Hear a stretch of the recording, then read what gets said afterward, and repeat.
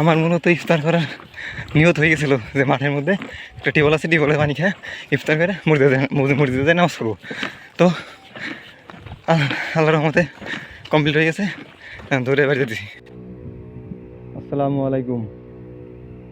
আজকে 13 রমজান, সময় 5:51।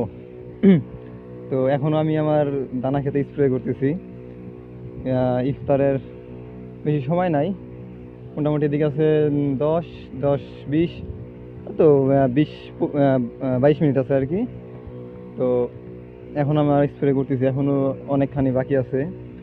তো মনে হইতেছে আজকে এই চকের মধ্যে ইফতার করতে হবে।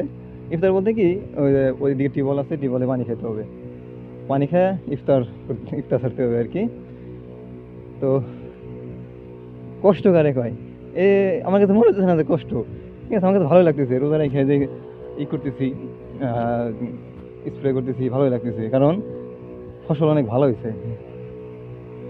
তো ফসলের দিকে তাকালেই ভালো লাগে, মানে যেরকম একটা বাবা বা মা তার সন্তানের দিকে তাকালে যতটা মানে উৎফুল্ল থাকে, ঠিক আমার কাছেও তেমনই লাগে যে ইসের দিকে তাকালে, এই ফসলের দিকে তাকালে আমার কাছে ওরকমই লাগে যে না, আমার মানে ওরকম সন্তানের মতন একটা ফিল আসে, মানে এত সুন্দর হয়েছে, মোটামুটি ভালোই।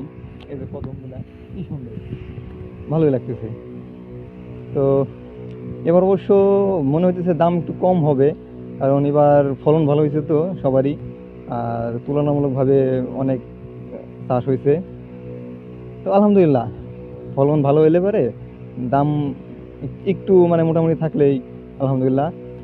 তো দেখা যাক কি হয়, দাম যদি একটু ভালো হয়, আমরা তো আশা করি যে একটু মানে মোটামুটি হোক, মানে একবার অতিরিক্তও না, একবার সীমিতও না, কারণ কৃষক তো বাইরে থাকতে হবে আর জনগণ তো খাইতে হবে।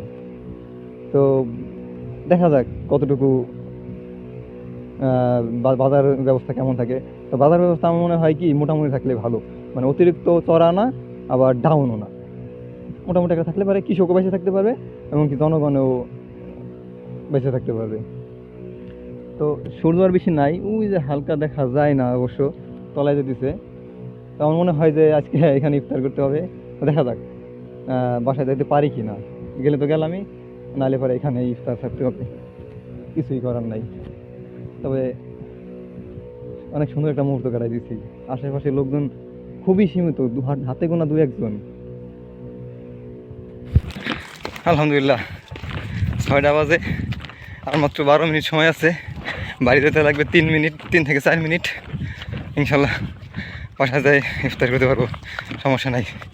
তো প্রচুর ক্লান্ত হয়ে গেছি, একটু দৌড়াইছি, তো ভালো লাগতেছে। আমার মূলত ইফতার করার নিয়ত হয়ে গেছিলো যে মাঠের মধ্যে একটা টিউবওয়েল আছে, টিউবওয়েলে পানি খেয়ে ইফতার করে মসজিদে নামাজ পড়বো। তো আল্লাহর রহমতে কমপ্লিট হয়ে গেছে, ধরে বাড়িতে দিছি। তো সবাই ভালো থাকবেন, সুস্থ থাকবেন, আর আমার জন্য দোয়া করবেন।